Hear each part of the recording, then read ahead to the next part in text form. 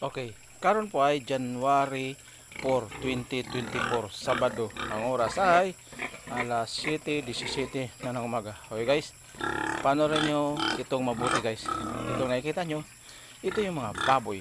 Okay, dalawang baboy lang to guys, na alaga namin ng aking hipag. So, sa nakikita nyo, pasintabi lang po sa kumakain ha. Kita nyo? Oh, tae yan guys, ang ano nila, ang kanilang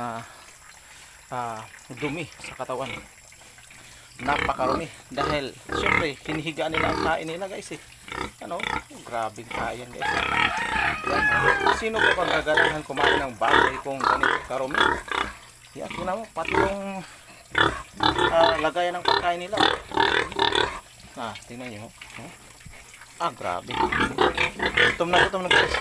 So kaya ipinagbabawal sa ating tayo ng baboy dahil napakarumi. Grabe talaga ang dumi ng baboy. So, dahil nga nilinis ng tubig kaya malinis na. Pero sa mga matitigas ang ulo, kagaya natin na matigas ang ulo dahil kumakain pa rin tayo ng baboy. Kaya pag nagkasakit, high blood, patay. So, okay na guys. Kasi masarap naman kainin ng bawal Diba? Sarap yan.